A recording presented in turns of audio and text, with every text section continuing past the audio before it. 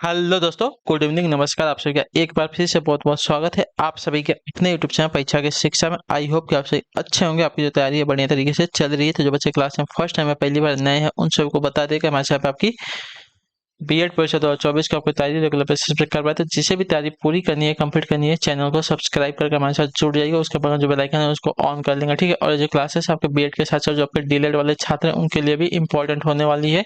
तो जिसने भी डीएलएड का फॉर्म भरा है वो भी जो है क्लास को पूरा और कंप्लीट अटेंड करेगा, ठीक है। क्लास का समय देख लीजिए, जीके जिसकी जो क्लास है सुबह 10 बजे आपको डेली हमारे चैनल पर देखने को मिलती है। रीजनिंग की जो क्लासेस आती है दोपहर को 1 बजे। इस टाइम पर जो आपकी कलावर की क्लास शाम को 4 बजे, और हिंदी की जो क्लासेस आती है शाम को 7 बजे हमारे चैनल पर आप सबको देखने को मिलती है। तो क्लासेस का जो शेड्यूल है इसको याद करके रखेंगे। इसी टाइम पे वो क्लासेस से जुड़ना है, अपनी तैयारी को जो है पूरा और कंप्लीट करना है, ठीक है। 10 बजे, 1 बजे, 4 बजे और शाम को 7 बजे। और किसी का भी कोई भी डाउट हो तो आप हमें आके इंस्टाग्राम पर मैसेज करके पूछिए। जाके परीक्षा के शिक्षा नाम का हमारा इंस्टाग्राम का पेज है, नीचे डिस्क्रिप्शन ऑप्शन इसका लिंक मिल जाएगा, तो जाके फॉलो कीजिए और अपना जो क्वेश्चन है हमें वहाँ पे मैसेज करके पूछिए, ठीक है। बाकी अगर क्लासेस का पीडीएफ है तो पीडीएफ का हमारा टेलीग्राम का जो चैनल है परीक्षा के शिक्षा का, इसको ज्वाइन कर लीजिए। परीक्षा के शिक्षा का टेलीग्राम का चैनल नीचे डिस्क्रिप्शन से इसका जो है लिंक मिल जाएगा, फटाफट जाके इसको ज्वाइन कर लेंगे आप सभी लोग, ठीक है। क्लियर है सभी को। यहाँ पे जो आपका डेली बेसिस का क्लास का अपडेट दिया जाता है, जिससे आपकी क्लास मिस नहीं होती, और जो आपका एग्जाम का अपडेट होता है वो भी आपको यहाँ पे बताया जाता है, ठीक है। तो फटाफट जाके यहाँ पे जुड़ जाइए। तो चलिए क्लास स्टार्ट करें। ध्यान से क्वेश्चन को देख के उत्तर देते हुए चलेंगे, सही सही उत्तर क्या हो जाएगा, ठीक है। क्वेश्चन नंबर देखिए 51 क्या दिया गया है। तृतीय बौद्ध संगीति कहाँ आयोजित की गई थी? बताइए, तृतीय बौद्ध संगीति कहाँ पर आयोजित की गई थी? इसका सही उत्तर क्या हो जाएगा साथियों? तो तृतीय बौद्ध संगीति जो आपकी देखिए पाटलिपुत्र में आयोजित की गई थी, जो आपका दिया गया ये वाला विकल्प आपका राइट आंसर, ठीक है। तृतीय बौद्ध संगीति का आयोजन जो है 250 ईसा पूर्व में पाटलिपुत्र के अशोक राम विहार नामक स्थान पर सम्राट अशोक के संरक्षण में हुआ था, ठीक है। क्लियर है। अगला क्वेश्चन देखें आपका 52 नंबर, बताइएगा सही उत्तर क्या हो जाएगा। कुषाण वंश की स्थापना किसने की थी? बताइए, कुषाण वंश की स्थापना किसने की थी साथियों? इसका राइट आंसर क्या हो जाएगा? तो कुषाण वंश की जो स्थापना साथियों आपकी कुजुल कटफिसेस ने की थी, ठीक है। कुजुल कटफिसेस ने की थी, जो आपका दिया गया डी वाला विकल्प आपका राइट आंसर हो जाएगा, ठीक है। क्लियर सभी को। कुषाण वंश की स्थापना कुजुल, ठीक है, कुजुल कटफिसेस द्वारा 15 ईस्वी में हुई थी, ठीक है। इस शासक द्वारा रोमन सिक्कों की नकल पर जो है तांबे के सिक्के ढलवाए गए थे, इतने याद रखिएगा, ठीक है। कुजुल कटफिसेस ने जो है कुषाण वंश की स्थापना की थी, याद रखिएगा, ठीक है। क्वेश्चन जो आपके नए हैं और देखिए अच्छे क्वेश्चन है, ठीक है। तो ये जो आपके एग्जाम में आ सकते हैं। अगले क्वेश्चन बड़े आपका देखें 53 नंबर, बताएंगे आइडेंटिटी में निम्न में से किस समिति ने आपराधिक राजनीतिज्ञ और नौकरशाही संबंध पर अध्ययन किया था? बताइए।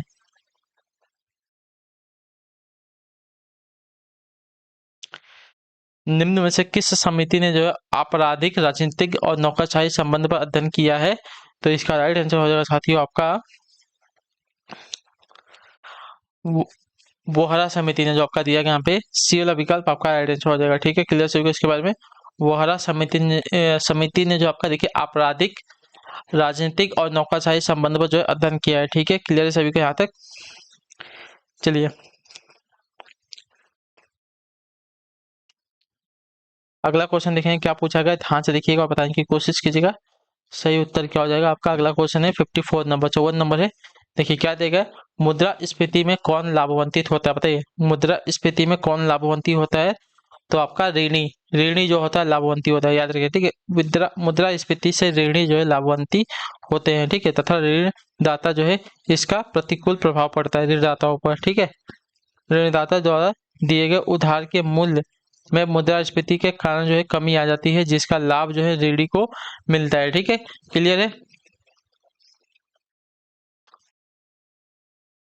ठीक है।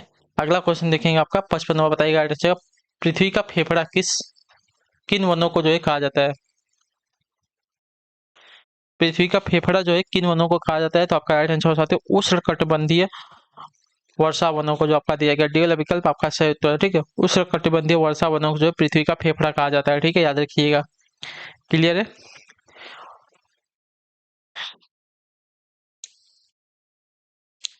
संवहनी वर्षा के कारण ये वन जो है घने होते हैं, वह विश्व को जो है 20% से अधिक का ऑक्सीजन की आपूर्ति कराते हैं, ठीक है। इस प्रकार के वन जो है दक्षिण अमेरिका के ब्राजील में अमेजोन घाटी में पाए जाते हैं, ठीक है। अगले क्वेश्चन बनेगा 56 नंबर पे, नदी के किस प्रवाह के दौरान जो है विसर्पण बनते हैं, बताइए नदी के किस प्रवाह के दौरान जो आपका विसर्पण बनते हैं?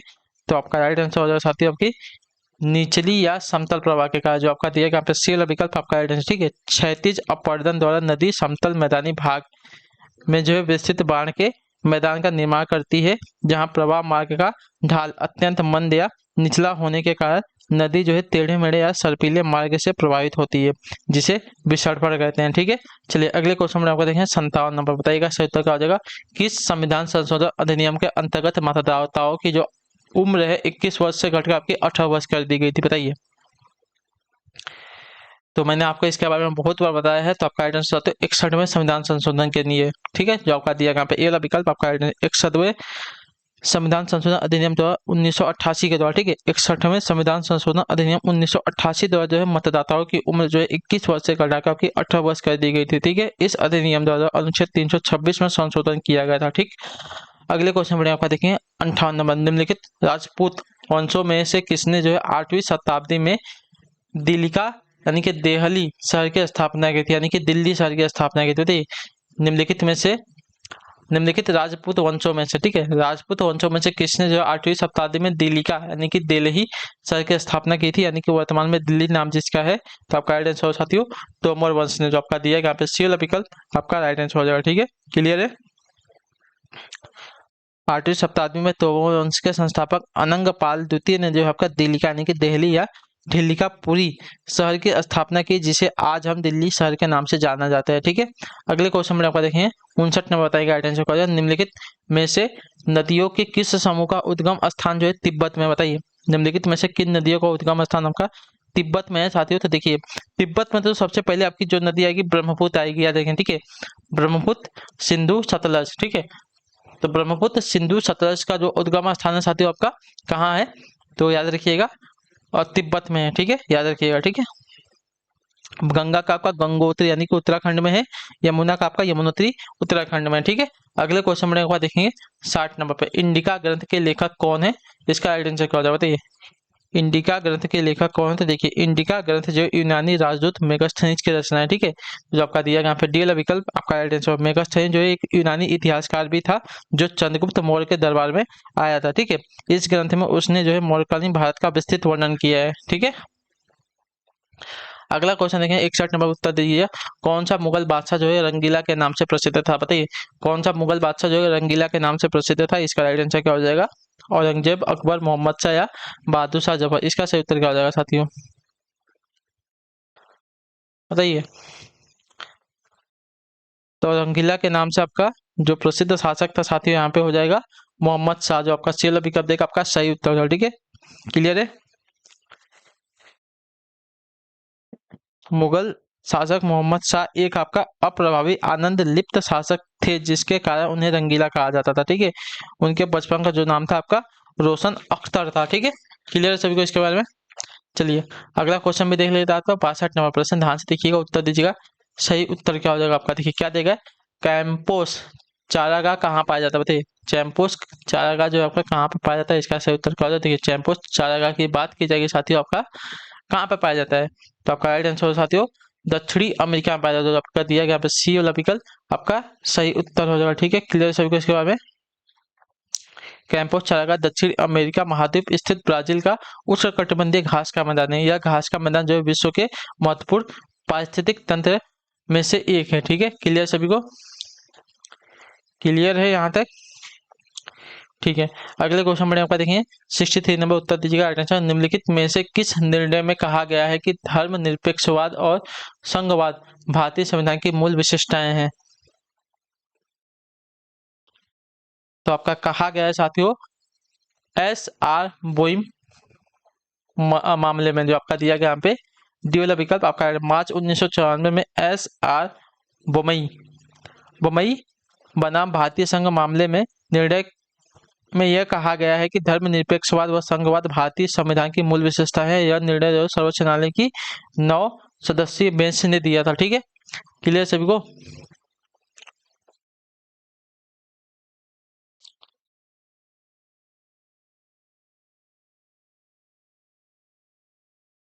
ठीक है, चलिए अगला क्वेश्चन देगा आपका 64 नंबर, क्या देगा, हिंदू पेट्रियट के संस्थापक कौन थे? बताइए, हिंदू पेट्रियट के संस्थापक कौन थे साथियों? इसका सही उत्तर क्या हो जाएगा? तो देखिए,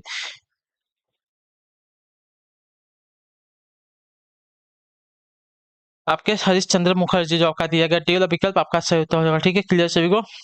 हिंदी पेट्रियट, इसके संपादक जो आपका देखिए हरिश्चंद्र मुखर्जी थे। ठीक है, याद रखेंगे आप सभी लोग। अगले क्वेश्चन में आपका देखें 65 नंबर, बताइएगा आंसर क्या होगा। निम्नलिखित में से कौन जो है पहले और एकमात्र भारतीय गवर्नर जनरल थे जो लॉर्ड माउंटबेटन के उत्तराधिकारी थे? बताइए।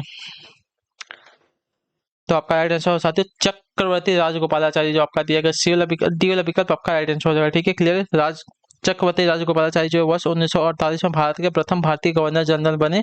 वे स्वतंत्र भारत के द्वितीय गवर्नर जनरल थे और लॉर्ड माउंटबेटन के उत्तराधिकारी है। ठीक है, उनका जो कार्यकाल है 1948 ईस्वी से लेकर 1950 ईस्वी तक ही था। ठीक है, अगले क्वेश्चन में आपका देखेंगे 66 नंबर, भारतीय समाज साम्यवादी दल का विभाजन दो दलों पीसीआई और पीसीआईएम में किस वर्ष हुआ था? बताइए। तो आपका राइट आंसर साथियों 1964 ईस्वी में जो आपका दिया गया यहाँ पे सी वाला विकल्प आपका राइट आंसर। ठीक है, वर्ष 1925 में भारतीय समाजवादी दल की स्थापना एम.एन. रॉय, रफीक अहमद, एवलिन ट्रेंट, अबनी मुखर्जी आदि के द्वारा जो है हुई थी। वर्ष 1964 में भारतीय साम्यवादी दल का विभाजन जो है दो हिस्सों में, भारतीय कम्युनिस्ट पार्टी यानी कि सीपीआई तथा भारतीय कम्युनिस्ट पार्टी मार्क्सवादी यानी कि सीपीआईएम में हुआ था। ठीक है, अगले क्वेश्चन में आपका देखें 67 पर उत्तर दीजिएगा आंसर। जैन परंपरा के अनुसार प्रथम तीर्थंकर कौन थे? बताइए। जैन परंपरा के अनुसार प्रथम तीर्थंकर कौन थे? तो आपका सही उत्तर हो जाता है ऋषभ देव जो आपका दिया गया यहाँ पे सी वाला विकल्प आपका सही उत्तर हो जाएगा। ठीक है, इन्हें जैन धर्म के संस्थापक के रूप में जो है जाना जाता है। जैन धर्म में कुल आपके कितने तीर्थंकर हुए थे? 24 हुए थे। ठीक है, चलिए अगले क्वेश्चन बढ़ेगा आपका देखिए 68 नंबर, बताइएगा सही उत्तर क्या हो जाएगा। क्या देगा? हरित क्रांति उतनी हरी नहीं थी जितनी समझी गई।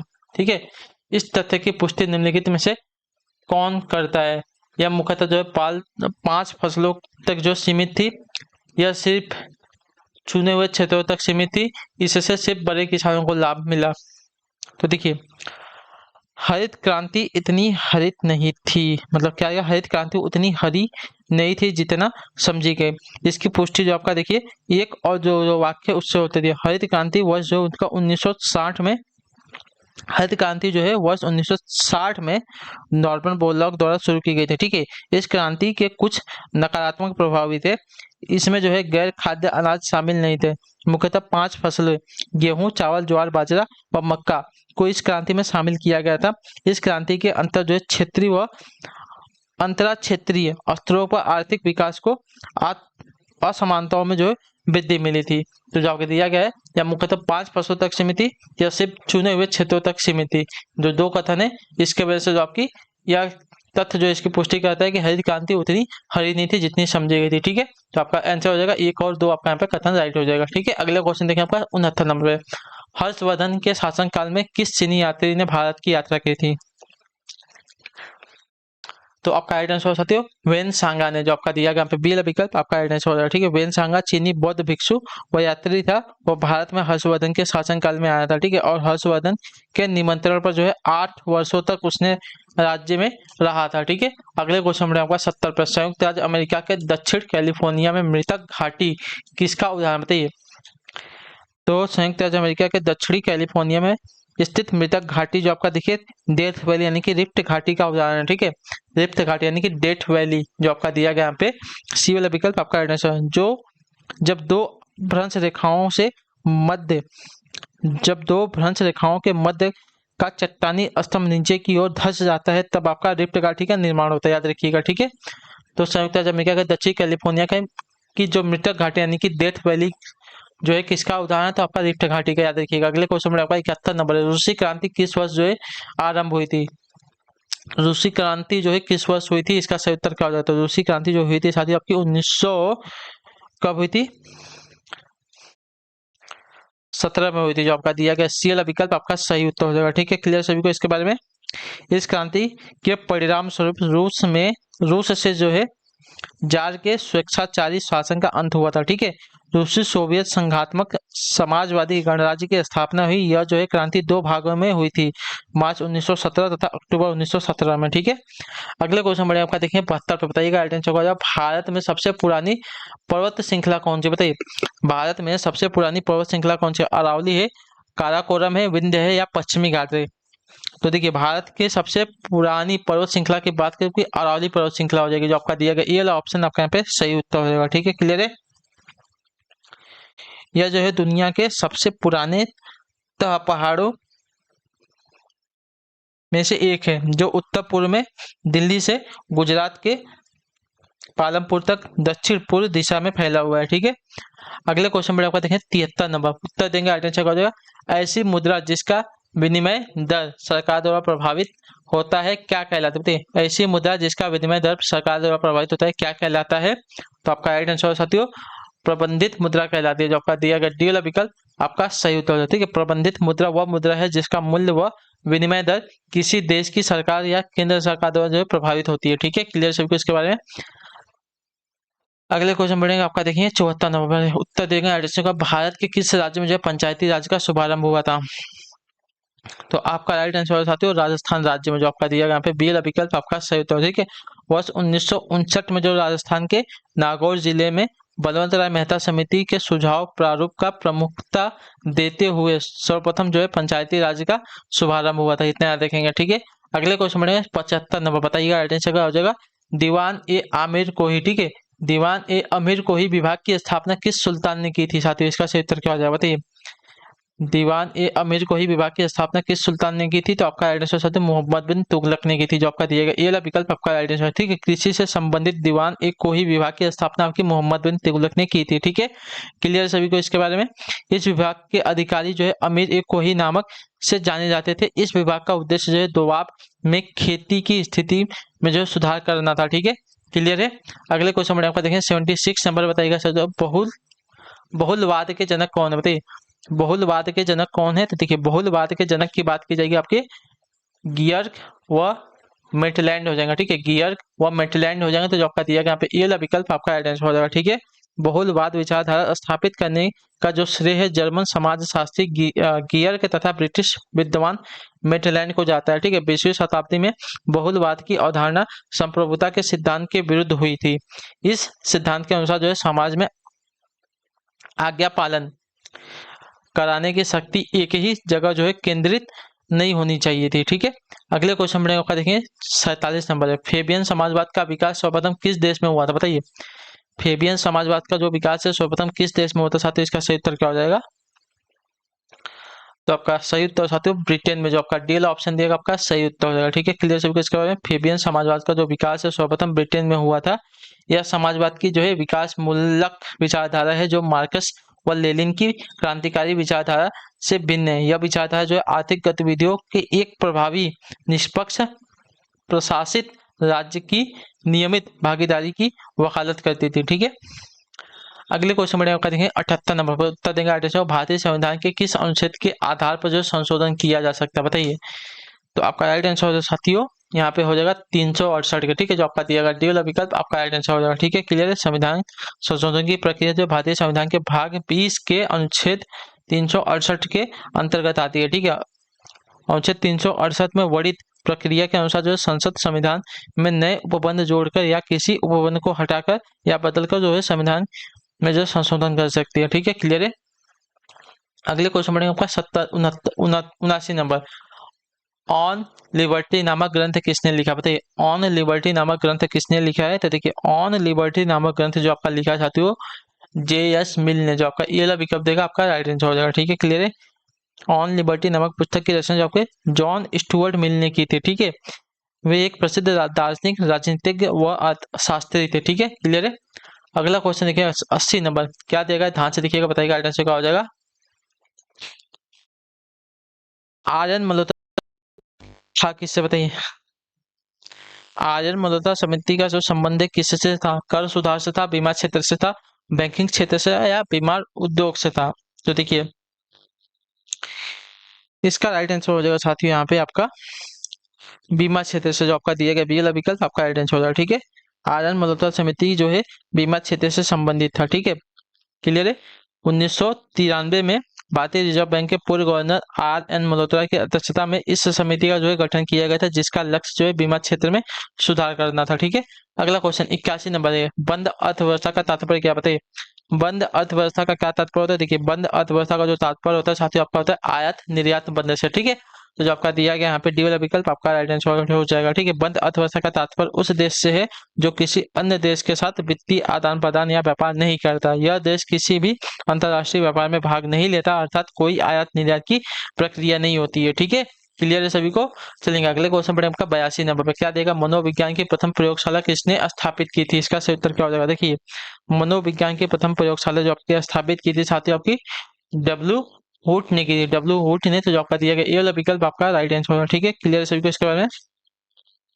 वर्ष 1879 में डब्ल्यू हुट ने जो है जर्मनी के लिंगशिप में मनोविज्ञान की प्रथम प्रयोगशाला स्थापित की थी। इस प्रयोगशाला में मनोविज्ञान को जो है एक विशिष्ट शिक्षण के रूप में जो है चिन्हित किया था। ठीक है, क्लियर सभी को। तो जो आपका ये ऑप्शन दिएगा आपका पे राइट आंसर। अगले क्वेश्चन में आपका 83 नंबर, ध्यान से देखिएगा, बताइएगा राइट आंसर का। व्यवहारवाद उपागम के प्रतिपादक कौन बताइए। व्यवहारवाद उपागम के प्रतिपादक कौन है, तो देखिए व्यवहारवाद उपागम के प्रतिपादक की बात की जाएगी साथियों तो आपके हो जाएंगे वॉटसन। जो आपका ये विकल्प देगा आपका सही उत्तर हो जाएगा। ठीक है, मनोविज्ञान में व्यवहारवाद उपागम का प्रतिपादन जो आपका वर्ष 1913 में JV वॉटसन ने किया था। ठीक है, व्यवहारवाद एक अनुभववादी वैज्ञानिक उपागम है जिसका लक्ष्य जो राजनीतिक घटनाओं एवं तथ्यों के विश्लेषण की नई इकाइयों, पद्धतियों व तकनीकों को विकसित करने के साथ इनकी वैज्ञानिक व्याख्या करना है। ठीक है, क्लियर है सभी को। ठीक है, अगला क्वेश्चन में देख लेगा आपका 84 नंबर क्या देगा, परिस्थिति पुंज प्रत्यय किसने प्रतिपादित किया बताइए। परिस्थिति पुंज प्रत्यय किसने प्रतिपादित किया है, तो आपका राइट आंसर हो जाएगा साथियों यहाँ पे रॉबर्ट मॉर्टन ने। जो आपका सी ऑप्शन देगा आपका राइट आंसर हो जाएगा। ठीक है, क्लियर है। परिस्थिति पुंज जो आपका रॉबर्ट मॉर्टन की अवधारणा है, समाज में एक व्यक्ति की एक समय में अनेक परिस्थितियां हो सकती हैं, इन संपूर्ण परिस्थितियों के योग को जो है परिस्थिति पुंज कहते हैं। ठीक है, अगले क्वेश्चन में आपका देखें 85 नंबर बताइएगा सही उत्तर का, निम्नलिखित में से कौन सा दर्शन तर्क और ज्ञान मीमांसा से संबंधित है। निम्नलिखित में से कौन सा दर्शन और तर्क जो है ज्ञान मीमांसा से संबंधित है, तो आपका राइट आंसर हो जाएगा साथ ही यहाँ पे न्याय। जो आपका दिया गया बी वाला विकल्प आपका सही, तो न्याय दर्शन और तर्क और ज्ञान मीमांसा से संबंधित है। ठीक है, न्याय दर्शन तर्क और ज्ञान मीमांसा से संबंधित है, तो इतने आगे देखेंगे। इसके लिए जो संपूर्ण जीवन जगत एवं वातावरण के सभी पदार्थों का जो है ज्ञान आवश्यक है। न्याय दर्शन ईश्वरवादी होते हैं। ठीक है, अगला क्वेश्चन 86 नंबर क्या देगा, संस्कृति के प्रकारात्मक सिद्धांतों का प्रवर्तक कौन है बताइए। संस्कृति के प्रकारात्मक सिद्धांत का प्रवर्तक कौन है, तो आपका राइट आंसर साथियों मेलिनोवस्की। जो आपका दिया गया यहाँ पे सी वाला विकल्प आपका सही उत्तर है। ठीक है, संस्कृति के प्रकारात्मक सिद्धांत यानी कि फंक्शनलाइजेशन थियरी ऑफ कल्चर के प्रवर्तक आपके पोलैंड के ब्रोनिसला मेलिनोवस्की थे। ठीक है, उनके अनुसार जो है संस्कृति के उत्तराधिकार से प्राप्त कलाकृतियां, वस्तुएं, तकनीकी प्रक्रिया, विचार, आदतें तथा मूल शामिल हैं। ठीक है, संस्कृति के एक पहलू में परिवर्तन से संपूर्ण संस्कृति में जो परिवर्तन हो जाता है। ठीक है, क्लियर है। तो संस्कृति के प्रक्रियात्मक सिद्धांत के प्रवर्तक आपके मेलिनोवस्की है। ठीक है, अगले क्वेश्चन में आपको देखें 87 में बताएगा आंसर सोशियोलॉजी ऑफ नॉलेज किसकी कृति है। सोशियोलॉजी ऑफ नॉलेज किसकी कृति है, तो देखिए सोशियोलॉजी ऑफ नॉलेज पुस्तक के लेखक आपके कार्ल मेनहीम है। ठीक है, कार्ल मेनहीम है, तो जो आपका डी ऑप्शन देगा आपका यहाँ पे राइट आंसर हो जाएगा। ठीक है, क्लियर है। अगले क्वेश्चन में आपका 88 नंबर क्या देगा, दर्शन संस्थापक कौन है बताइए। दर्शन संस्थापक कौन है, तो इसका राइट आंसर हो जाएगा साथियों देखिए दर्शन संस्थापक की बात की जाएगी तो आपका यहाँ पे हो जाएगा साथियों देखिए सांख्य के आपके कपिल हैं, योग के आपके पतंजलि हैं, वैश्विक के आपके गुप्त हैं, सॉरी वैश्विक के आपके बुद्ध हैं, न्याय के कौन है देखिए न्याय दर्शन, देखिए आपको बता दिया जाए सांख्य के आपके कपिल ने सही है, योग दर्शन के पतंजलि है, न्याय दर्शन के आपके गौतम है। ठीक है, गौतम है, न्याय दर्शन के आपके गौतम है, और आपका वैश्विक दर्शन इसके आपके कड़ार है। ठीक है, इसके आपके बुद्ध नहीं है, इसके आपके कड़ार है। ठीक है, तो हमारा जो सही हो जाएगा 1, 2 और 3 सही हो जाएगा। ठीक है, आपका चौथा वाला सही नहीं होगा। ठीक है, मीमांसा दर्शन की आपके जैमिनी है। विशिष्ट द्वैत द्वैत दर्शन के आपके रामानुज है। और आपका अद्वैतवाद दर्शन के आपके शंकराचार्य है। ठीक है, क्लियर है। अगला क्वेश्चन देखिए 89 नंबर पर उत्तर दीजिएगा। अटेंशन करो, शून्यवाद व सापेक्षवाद के प्रवर्तक कौन थे? बताइए, शून्यवाद व सापेक्षवाद के प्रवर्तक कौन थे? तो इसका राइट आंसर हो जाएगा साथियों यहाँ पे नागार्जुन। जो आपका पहला विकल्प देगा आपका राइट आंसर, शून्यवाद व सापेक्षवाद के प्रवर्तक आपके नागार्जुन थे। ठीक है, अगला क्वेश्चन 90 नंबर है, उत्तर दीजिएगा। अटेंशन करो जाएगा, शंकराचार्य ने चार दिशाओं चार मठों की स्थापना की थी। ठीक है, ये चार मठ जो है निम्न में से किस स्थान पर स्थित है?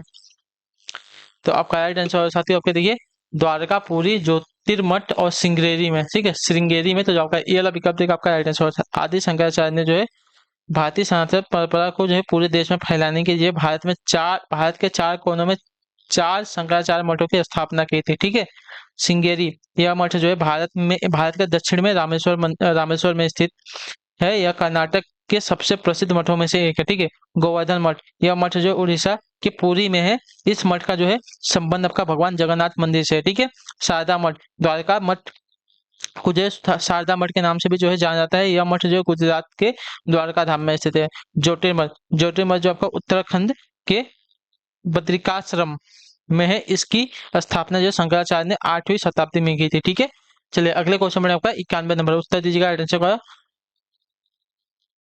सारगासो सागर किस महासागर का हिस्सा? सारगासो सागर किस महासागर का हिस्सा है? तो सारगासो सागर जो आपका हिस्सा आपका उत्तरी अटलांटिक महासागर का जो आपका दिया गया विकल्प आपका सही उत्तर हो जाएगा। ठीक है, क्लियर। सारगासो सागर जो उत्तरी अटलांटिक महासागर का एक क्षेत्र है जो चार धाराओं से घिरा हुआ है। ठीक है, अगले क्वेश्चन में आपका देखें 92 नंबर क्या देगा?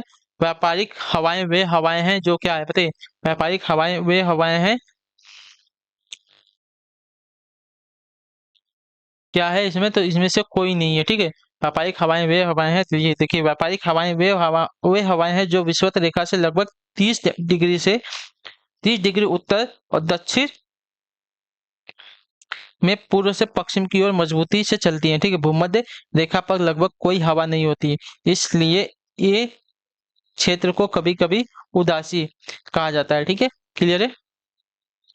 चलिए अगले क्वेश्चन पर आपका देखें 93 नंबर क्या देगा? निम्नलिखित में से केंद्र सरकार द्वारा लगाए जाने वाला कर कौन? बताइए, निम्नलिखित में से केंद्र सरकार द्वारा लगाए जाने वाला कर कौन से? देखिए, केंद्र सरकार द्वारा लगाए जाने वाला कर आपका सीमा शुल्क कर, आय कर, निगम कर, ये सभी के सभी होते हैं। जो आपका डी ऑप्शन देगा आपका राइट आंसर होगा। ठीक है, क्लियर सभी इसके बारे में। चलिए, सीमा कर, आयकर, संपत्ति कर, वस्तुओं और जो सेवाओं पर लेन देन कर जो आपका देखिए प्रत्यक्ष कर में आते हैं, जो कि केंद्र सरकार द्वारा लगाए जाते हैं। अब प्रत्यक्ष कर आपका केंद्रीय जीएसटी, केंद्रीय उत्पाद शुल्क और सीमा शुल्क जो आपकी राज्य सरकार द्वारा लगाया जाता है। ठीक है, अगला क्वेश्चन देखिए आपका 54, भारत की राष्ट्रीय आय का सर्वप्रथम अनुमान किसने लगाया था? बताइए, भारत की राष्ट्रीय आय का सर्वप्रथम अनुमान किसने लगाया था? तो आपका राइट आंसर साथियों दादा भाई नौरोजी ने, जो आपका दिया गया यहाँ पे डी वाला विकल्प आपका राइट आंसर हो जाएगा। ठीक है, क्लियर सभी को इसके बारे में। चलिए, grand old man of India इनको कहा जाता था। ठीक, चलिए अगला क्वेश्चन देखिए आपका क्या दिया गया है 95 नंबर। बुद्धि सीखने की योग्यता है या किसका कथन? बताइए, बुद्धि जो है सीखने की योग्यता है, एबिलिटी टू लर्न, यह कथन किसका है? तो आपका राइट आंसर साथियों बंकिंघम का। ठीक है, जो आपका दिया गया बी वाला विकल्प आपका राइट आंसर हो जाएगा। ठीक है, क्लियर सभी को इसका में बुद्धि सीखने की योग्यता है, एबिलिटी टू लर्न, यह कथन होगा बंकिंघम का है। अगले क्वेश्चन पर आपका देखें 95 नंबर, निम्न में से कौन जो है स्वरूपात्मक संप्रदाय का प्रवर्तक? बताइए, निम्न में से कौन जो आपका स्वरूपात्मक संप्रदाय का प्रवर्तक है? तो आपका राइट आंसर हो जाएगा साथियों यहाँ पे सीमेल, जो आपका दिया गया सी वाला विकल्प आपका राइट आंसर हो जाएगा। ठीक है, क्लियर होगा इसके बारे में। फीमेल जो है आपके स्वरूपात्मक संप्रदाय के प्रवर्तक थे। ठीक, क्लियर होगा इसके बारे में। इस संप्रदाय के प्रवर्तक आपके जर्मन समाजसाथी जॉर्ज सीमेल। इस संप्रदाय के अन्य विद्वानों में विक्रांत, वानवीज, मैक्स और टॉजिन जो है प्रमुख है। ठीक है, अगले क्वेश्चन में आपका देखें 97 नंबर क्या देगा? सौंदर्य शास्त्र का सर्वप्रथम प्रयोग किसने किया था? सौंदर्य शास्त्र का सर्वप्रथम प्रयोग किसने किया था? तो आपका राइट आंसर साथ यहाँ पे एजी बॉम गार्टन ने, जो आपका दिया गया यहाँ पे बी वाला विकल्प आपका राइट आंसर हो जाएगा। ठीक है, एस्थेटिक्स। ठीक है, सौंदर्य शास्त्र यानी कि एस्थेटिक्स का सर्वप्रथम प्रयोग आपका एजी बॉम गार्टन ने किया था, जो आपका दिया गया यहाँ पे बी वाला विकल्प आपका यहाँ पे राइट आंसर हो जाएगा। ठीक है, सौंदर्यानुभूति का विश्लेषण करके सुंदर और असुंदर का निर्णय करना सौंदर्य शास्त्र का लक्ष्य है। ठीक है, अगले क्वेश्चन में 98 नंबर क्या देगा? मुद्रा संकुचन क्या है? बताइए, मुद्रा संकुचन क्या होता है साथियों? इसका राइट आंसर होगा देखिए, मुद्रा संकुचन मुद्रा का वह मूल्य बढ़ता है या सामान्य मूल्य स्तर घटता है। ठीक है, मुद्रा का मूल्य बढ़ता है, सामान्य मूल्य स्तर घटता है, का मुद्रा संकुचन का। तो ठीक है, मुद्रा संकुचन जो है मुद्रास्फीति की विपरीत अवस्था है। ठीक है, मुद्रा संकुचन जो है मुद्रास्फीति की विपरीत अवस्था होती है। इसके अंतर्गत जो है मुद्रा का मूल्य बढ़ता है, अर्थात कीमतें गिरती हैं। और मुद्रास्फीति में क्या होता है, मुद्रा का मूल्य गिरता है और कीमतें जो है आपकी बढ़ती हैं। ठीक है, जब वस्तुओं तथा सेवाओं का उत्पादन मौद्रिक आय की तुलना में तेजी से बढ़ता है, तब आपकी यह स्थिति उत्पन्न होती है। ठीक है, याद रखिएगा, जब वस्तुओं और सेवाओं का उत्पादन मौद्रिक आय की तुलना में तेजी से बढ़ता है, तब आपका यह स्थिति यानी कि मुद्रा संकुचन की स्थिति, आपकी मुद्रा का इसमें मूल्य बढ़ता है और सामान्य मूल्य जो है स्तर घटता है, यानी कि कीमतें जो है वस्तुओं की गिरती हैं। याद रखिएगा। ठीक है, अगले क्वेश्चन में आपका देखें 98 नंबर, निम्नलिखित में से कौन जो है सर्वोदय और भूदान आंदोलन के साथ जुड़ा, बताइए निम्नलिखित में से कौन जो है सर्वोदय और भूदान आंदोलन के साथ जुड़ा हुआ है। तो आपका राइट आंसर साथ यहाँ पे आचार्य विनोबा भावे। ठीक है, तो आपका जो दिया गया यहाँ पे सी वाला विकल्प आपका राइट आंसर। ठीक है, आचार्य विनोबा भावे जो आपका सर्वोदय और भूदान आंदोलन के साथ जुड़े हुए हैं। अगले क्वेश्चन में आपका देखें 100 नंबर, क्या देगा, भारतीय संविधान कैसा है। तो देखिए, भारतीय संविधान जो आपका साथियों इनमें से कठोर और लचीलापन का मिश्रण है। ठीक है, जो आपका दिया गया सी वाला विकल्प आपका सही उत्तर हो जाएगा। ठीक है, क्लियर है। तो इसी के साथ जो आपकी क्लास है आज की यहीं पे कंप्लीट होती है। आई होप कि जो क्लासेस आती है अच्छी लगी, अच्छी क्लास को लाइक करें, चैनल को सब्सक्राइब और हमें जो है कमेंट में करके अपनी राय जो क्लास के बारे में जो आपको क्लास कैसी लगी, तमाम मिलेंगे आपकी अगली क्लास में। तब तक के लिए टाटा बाय बाय, जय हिंद जय भारत। आपसे क्लास से जुड़ने के लिए बहुत बहुत ही धन्यवाद साथियों।